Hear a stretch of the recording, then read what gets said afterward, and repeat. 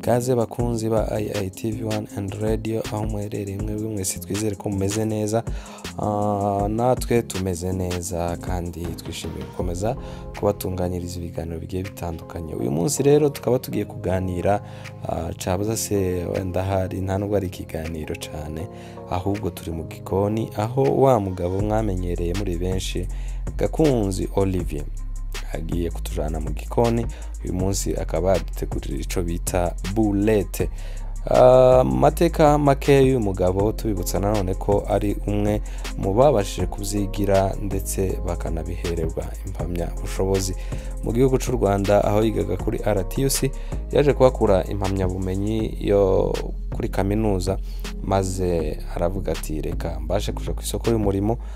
Uyu munsi rero akaba yaramaze gukora ibikorwa byinshi bitandukanye mu gihugu ca Kenya, aho yagiye agaragara mu hoteli menshi cyane, masters nka kuri abagenda babibara muri systeme zabo tibiza bisobanuka cyane, ariko no kuvuga ngo ni urwego hoteli ibigezemo bazibarira mu nyenyeri. Rero amakuru duhabwa nuko ashobora kuba yarakoze no muri ya mahoteli y'inyenyeri zitanu.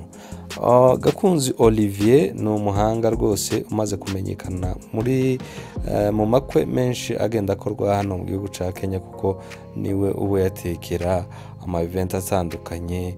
Yewe twaje no kumenya n'amakuru ko ari umwe mu babashije kuba batekera perezida w'iki gihugu ca Kenya Uhuru Kenyatta.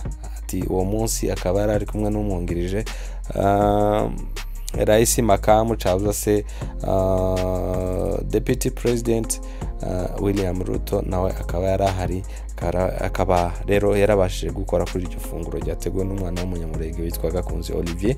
Nanone na kiongozi wo bakunze kwita Baba Raila Odinga Amolo nawe akaba yarahari, ngo akaba ari we mukuru w'icyama c'icungwa cabuza se ODM party. Gakunzi rero reka abashe kudutembereza mu gikoni. Gakunzi tubibutsa ko yabashije kwiga ibingibi abihaswemo n'umuvandimwe we, aho kenshi agenda abigarukaho cyane, akavuga ati umuvandimwe wanje niwe wanyigishije bino bintu, niwe wampatiye kuba nabyiga, atariko ikimbabaza nuko atagihari, yaratabarutse. Ubwo tuvuga akaba ari Moise Big, abenshi bari bazi kuri aya mazina, ariko amazina ye nyayo akaba yaritwaga Rwumbuguza Moise. Uyu munsi reka tubashe kubana nawe, hanyuma adutegurira ico bita boulette. Ibi ngibi rwose ni byiza cyane kuko biramutunze, binatunze benshi, ni benshi asigaye akazi. Niyo mpamvu natwe twahaye agaciro kano kazi kiwe kugira ngo tubashe kukabamurika, abenshi babe batinyuka, babikore nk'umwuga, babikore nk'umurimo, kugira ngo bibashe kubatunga bisheho. Boulette agiye kuyidutekera, hanyuma ntituvuza ku bantu tuyimusigiye, nanone biraza kuba ngombwa ko tuyisangiraho. Karibu cyane, reka twinjire mu gikoni. Ibyo bakoramwo meatball, sinzi ko bahita mu kinyamurenge meatball, ubwo murabyumva kubazumva. Uyu munsi rero gukurikira mu kwanyu, muramenya timucikana amasomo ya none. Murakoze. Meatball yacu gitegurwamo, dufata inyama ziseye, tugashiramo igitunguru twacopinze, then tugashiramo igi rimwe, aho ni muri kota kg cyangwa se akarobo k'inyama. Itumara shiremo umunyu akayiko tablespoon cyangwa teaspoon, kugira ngo turashiramo umunyu mwinshi. Tablespoon ni akayiko gatoyi. Tugashiramo garlic na ginger nazo twa gratinze, utwara n'abasondera ku grating ibyo ari byo. Nitumara turashiramo chapelure cyangwa se bread gram, ku bantu bakoresha icyongereza yitwa bread gram. Bread gram hano dushizemo ibiyiko 4 bya bread gram muri kota ya mu irobo ryacu ry'inyama. Nuko rero mukurikira tugiye kuvanga uburyo twashizemo ni inyama ni inyama, ni igitunguru, ni ginger, ni garlic, ni igi rimwe, ni breadgram cyangwa se chaperure cyangwa se umugati useye. Tugiye kubivanga rero. Iyo tubivangamo kugira ngo byose bikore hatagize ikibura, dushiramo na white pepper cyangwa black pepper. Ariko iyo afite black pepper ushobora gushiramo white pepper. Sinzi uko byitwa mu kinyamurenge, izo ngizo simbizi rwose ko batuboja kubimbaza, ndetse sinzi ko nabibasobanurira. I white pepper yacu tuyishiramo, ushiramo inusu y'akayiko k'icayi. Je nipima gutya maze uko napimye. Bamara tugashiramo na soya sauce, dark soya sauce. Ushiramo akayiko, inusu y'akayiko nayo, kugira ngo bitaje guhindura couleur bigasa nabi. Bamara ukavanga inyama zawe gutya. Ushiramo ibyo bintu byose.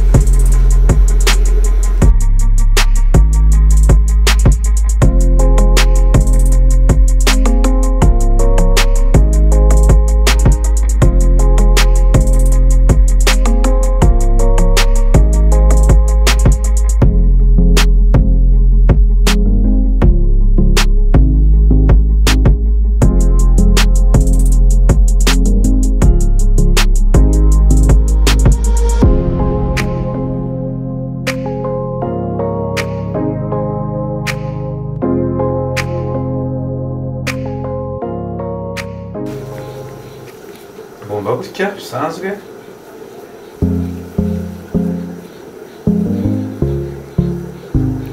Zukerekana nako bamaze ukabumba kameze nk'ibiye cyangwa se ibi nyine karibumbye, kameze nk'ibi.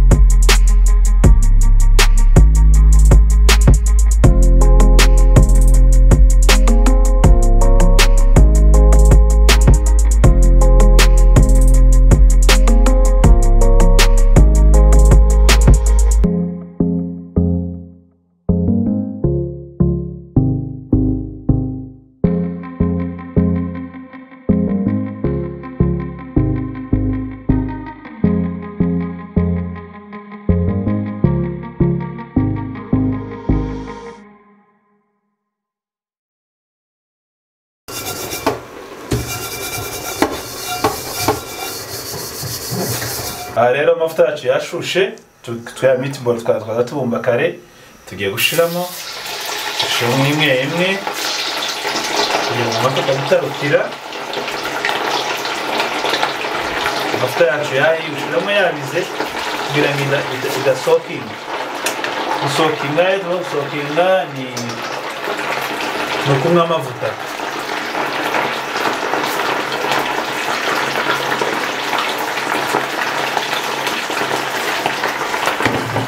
no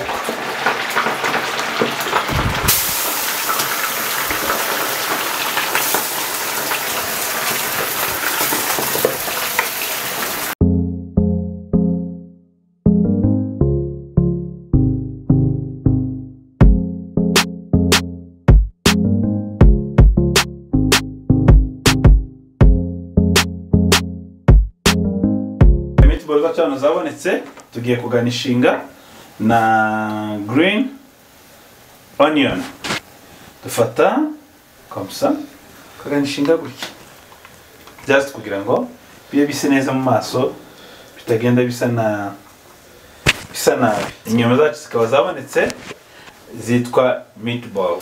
Okay, inyama zacu zikaba zabonetse hano meatball sinzi ko zitwa kuri mu kinyamurenge ariko abantu benshi bazi bakoresha izina rya burete. I think icyo ari igifaransa bakoresha burete.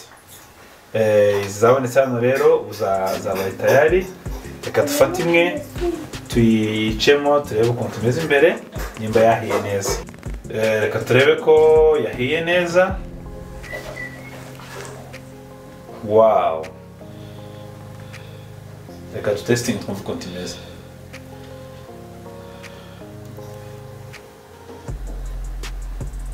Cameraman, vamos kumva nawe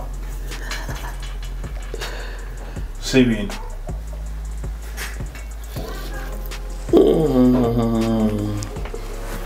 wow.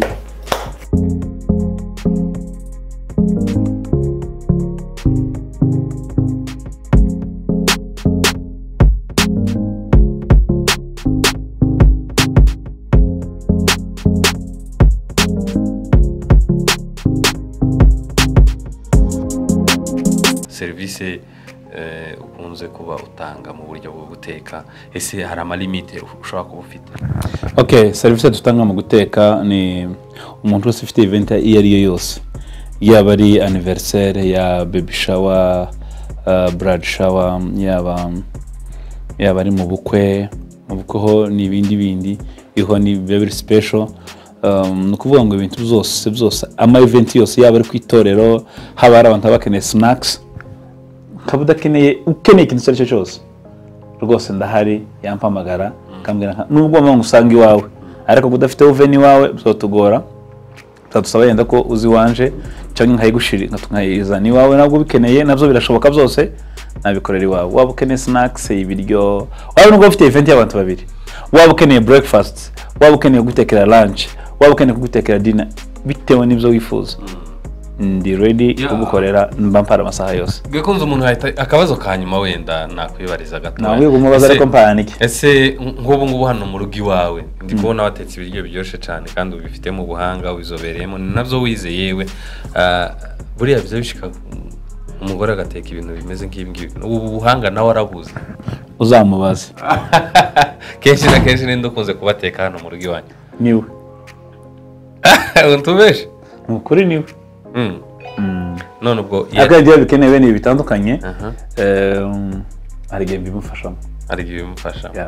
Iyo watetse niyo yatetse umva ari nde watetse ibiryo biryoshye cyane? Iwe. Kuziwe nivyo biringiye kurusha zanje nitekeye. Why? Kubera nuko nyine. Gako wakoze kutwakira cyane uyu munsi by the nta nabwo ari ikiganiro cyane twari tuje gukora, twari twitavye nyine ko wari wambuye ko uri bwirirwe hano mu rugo uravuga uti nyamara ubu ngubu ngiye kwinjira mu gikoni, ushatse waza tugasangira ukumva ukuboko kwanjye ko uzifasha. Hanyuma wakoze kunyita. Nakoze? Yego. Wakoze nawe kundarika. Rwose. Hanyuma turakozanye. hanyuma rero ni muri ya sisiteme yo gukomeza gukangurira abantu gukunda imyuga no gukunda ndetse mbese ntabwo tugomba kwirinda ariko uvuga ucishe kuko ko ndabona bene data bari hano abakamerameni basaze ko baramira imyundo rero akaratibura amategeko kuri kamera